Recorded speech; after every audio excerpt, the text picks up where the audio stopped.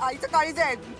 आईचे शाप लागल्याशिवाय राहणार नाही त्याला. पुरे म्हणता ना तुला आता म्हणता की नाही. आणि तू बस आता हा विषय अजिबात बंद म्हणजे बंद. रोहन घरी येत असेल, आजचा दिवस त्याच्यासाठी आनंदाचा आहे. तुमच्या गोंधळामध्ये त्याचा दिवस बिघडवू नका, त्याच्या आनंदावर विरजण घालू नका. हा अक्रस्ताळेपणा आता बस झाला. आणि एक लक्षात ठेव, यापुढे मोठ्या गाडीसमोर मोठं होण्यासाठी माझ्या मोठ्या किंवा छोट्या लेकीला जर तू मध्ये आणलंस ना तर गाठ माझ्याची आहे. नशिबानं आज सुष्मिताला काही झालं नाही, पण तिला जर काही झालं असतं ना मी तुला माफ केलं नसतं मंदाकिनी. मला काय म्हणायचंय, मीच माझ्या मुलीचा जीव धोक्यात घातला. काही झालं तरी माझ्यावरच आरोप करायचे, माझीच चूक. देवा देवा, हे सगळं ना त्या माजोरड्या माणसामुळे झालेलं आहे. नाही त्याला त्याच्या मोठ्या गाडीतून खाली उतरवून माझी पाय धरायला लावले ना, माझं नाव नाही लावणार मी. मंदाकिनी सरपुतदार.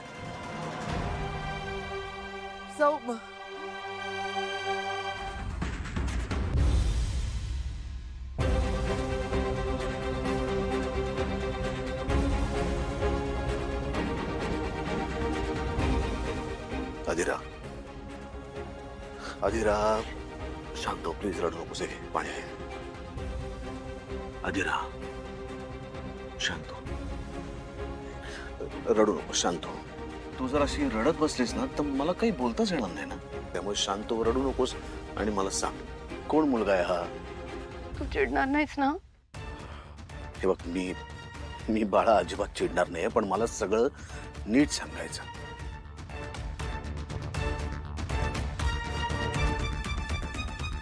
त्याचं रोहन असं नाव आहे.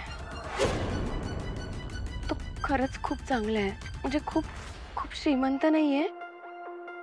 आय मीन नाहीच आहे, पण खरंच खूप क्यूट आहे रे. म्हणजे खरंच खूप चांगला मुलगा आहे तो. कधी भेटला तुला हा मुलगा? ऑलमोस्ट झाले आता 1-2 वर्ष. तू हे मला आत्ता सांगतेस? हो दादा. आधी का नाही सांगितलंस तुम्हाला? दादा कारण म्हणजे त्यालाच असं वाटत होतं की तो आपला एवढा श्रीमंत नाहीये. आणि मी विचार करत होते की मी त्याच्याबरोबर ऍडजस्ट करू शकेन की नाही. मग काय, 1-2दा आमची भांडणं झाली. इतकी मोठी भांडणं झाली. Then we broke up. आणि तेव्हाच मला समजलं की I can not live without him. मी त्याच्याशिवाय जगूच शकत नाही. मी त्याला भेटले नाही किंवा त्याच्याशी बोलले नाही तर मला कसं तरी व्हायचं. मला खूप बोर व्हायचं. मी स्वतःला प्रश्न विचारला की एखादा श्रीमंत मुलगा की हा श्रीमंत नसलेला Rohan. I chose Rohan dada. I really love him. He also loves me dada. आणि dada I am madly in love with him. It's so cute. तो इतका साधा, इतका स्वीट आहे ना. He's such a gentleman. मी त्याच्याशिवाय दुसऱ्या कुठल्याही मुलाचा लग्नासाठी विचार नाही करू शकत. नाही जगू शकत त्याच्याशिवाय दादा. दादा, आणि तुला माहितीये त्याने आतापर्यंत कधीच लाईन क्रॉस केली नाहीये. He's a gentleman. तुला तो नक्की आवडेल. I am sure. प्लीज. तू प्रेमात पडलीस आदिरा? अगं एवढूची चिंगीशी पोर, आता तू युनिफॉर्म घालून शाळेत जात होतीस. आता मोठी झाली मी आता.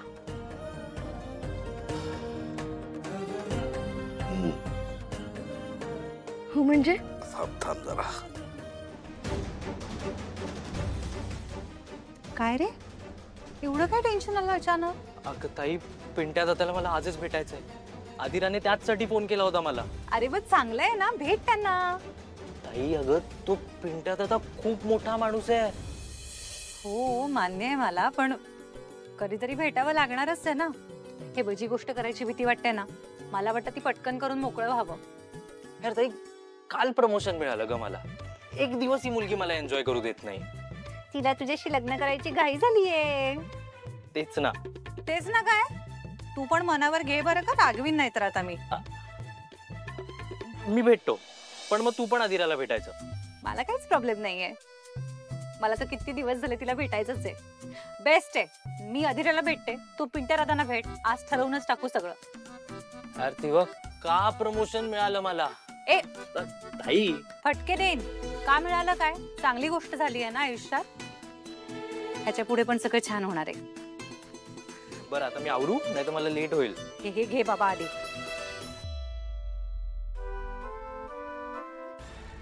मी त्या राजहंस फॅमिलीला आपल्याकडनं होकार कळवलेला आहे. म्हणजे अधिराला कन्व्हिन्स करायचं काम तुझं, कारण अधिरा फक्त तुझं ऐकते ना, म्हणून. काकू, अधिराशी न बोलता तू त्यांना होकार कळवायला नको होतास. अरे पण काकू ऐक, अधिराचं दुसऱ्या एका मुलावरती प्रेम आहे.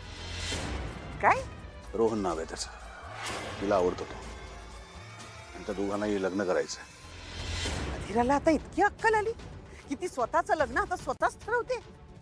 काकू, अधिरा मोठी झाली आता. अरे पण तो मुलगा कोण आहे, कसा आहे, काहीच माहिती नाही ना आपल्याला. कळेल ना काकू, पण त्यासाठी त्या मुलाला आणि त्याच्या कुटुंबियांना भेटणं आवश्यक आहे ना. ते जर आपल्याला पटले तर पुढे जाऊ, नये तर नको.